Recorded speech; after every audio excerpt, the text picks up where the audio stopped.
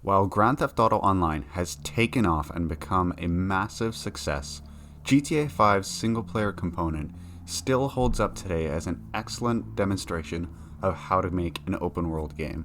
Even now, 7 years later, the story mode feels plenty fun and is incredibly well polished, and the story mode was destined to become the ideal experience for Grand Theft Auto 5, until Grand Theft Auto Online had so much success. This is why the story mode is so much more polished than Grand Theft Auto Online. It has much less bugs and imbalances and glitches. This is the ideal experience that Rockstar intended you to have in 2013. Looking at the story itself, 3 main protagonists is a very interesting choice from the Rockstar development team, as every single Grand Theft Auto game before that has only had a single protagonist. While I think the 3 protagonists really does add to gameplay and is quite fun, I think it really does detract a little bit from the story, as it doesn't allow you to really hone in on one character and experience the game as one character. I take, for example, Red Dead Redemption 2 or Grand Theft Auto 4. Both of these games were a tremendous example of how to have one protagonist throughout the entire game and watch said protagonist develop and change throughout the game. With 3 protagonists, you really don't get the chance to do that, as there is way too much going on at once for all 3 characters for you to really hone in on one and experience the character development. Aside from that, Franklin, Michael, and Trevor are all fantastic characters in their own right. While they don't really develop throughout the story, they're really fun characters and they're incredibly well performed by their actors respectively, and they're definitely one of the highlights of the story of Grand Theft Auto 5. However, Grand Theft Auto 5 also has incredible side characters, my personal favorite being Lamar. He's super funny, awesome character, and I would really love to see more of Lamar. I think the next Grand Theft Auto game will go back to a single protagonist layout, as Red Dead Redemption 2 continued that, and I feel like Rockstar does listen to feedback towards their games, so I think that they will listen and go back to a single protagonist for Grand Theft Auto 6. Now, the main missions in Grand Theft Auto 5 are by far the highlights. There are 69 very fun missions, and there are tons that really stand out, like the heists, which really are the climaxes of the story. As you work up and build towards these heists, they are fully customizable. You can choose whether to have a more subtle approach, or you can go in guns blazing, old school style. This adds a ton of replayability to the heists, as you can choose to either go back to a loud setup or a more subtle setup, and also vary your crew, as you can choose your crew of the heists. You could have a more experienced hacker, which takes a higher cut, but will give you more time in, let's say, a jewel store to take all of the jewelry, or you take a less experienced hacker, which will give you less time, but they take less of a pay cut.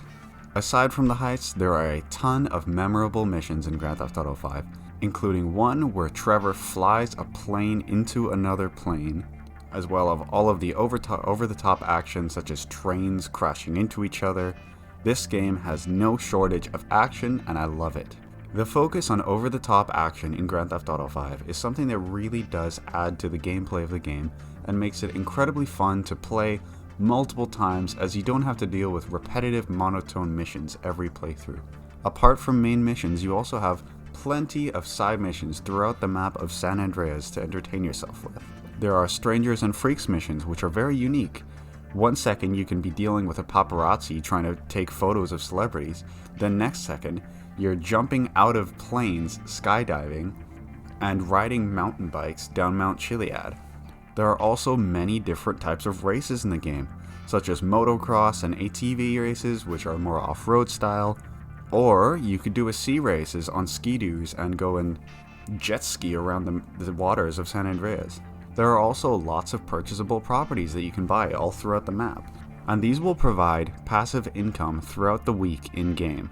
For example, you could buy a movie theater or a bar, and what you'll have to do for this is every once in a while you have to do missions to stock up or maybe defend the business, but this will provide you with an email every week saying that you have gained passive income.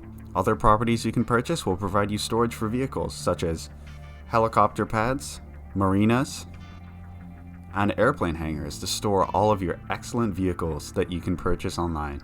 The story mode of Grand Theft Auto 5 also has so much uniqueness to it compared to GTA Online. GTA Online throws so much at you, and it's just too much to take focus of. There are so many missions to do, so many cars to buy, so many other people in the map, and it's too much to keep track of at times, considering the amount that they have added over the game's 7-year lifespan. There is just too much content to keep track of in GTA Online. With the single player, however, they have not added very much throughout the years. There was an occasional update where you would get cars until around the next generation update, where the game received graphical updates and a first person mode. But aside from that, there was not very much content added to the game. So what you have is this open sandbox where you create your own fun, like an old school Grand Theft Auto game. You can do whatever you want. You can complete the main campaign, you can do your side missions, you can go spend all your money on car customization, and it's not a grind to earn money in the game. The main story will provide you with plenty of opportunities to make endless money in the game. There's no need for microtransactions or anything. You just go out, do the story missions, do the heists, and you can make stupid amounts of money. Now, in terms of what we can see for the next Grand Theft Auto game, I think if we look at GTA 5 and Red Dead Redemption 2, I think we're still going to have a very solid single player experience. I'm not too worried about Rockstar. I think that they still know their main target, which is the single player audience, but I think that we are going to see a big shift towards more online and more monetized games in the future, which is slightly worrying. So in 2020, I definitely think that Grand Theft Auto 5 single player still definitely holds up, and it is well worth not only your money but your time, as there is so much to do in this humongous open world. While Grand Theft Auto Online is great, it still just is not 100% perfect, and as it was never intended to be how big as it is now. So the story mode is definitely the standout performer in Grand Theft Auto 5. Alright everyone, so that's it for this video. If you could leave me a like and subscribe to this channel, that would be amazing. And leave a comment if you would like, suggesting anything you would like me to do or any comments on my videos, that would be amazing. Alright everyone, so that's it for this video. I'll see you guys in the next one. Peace.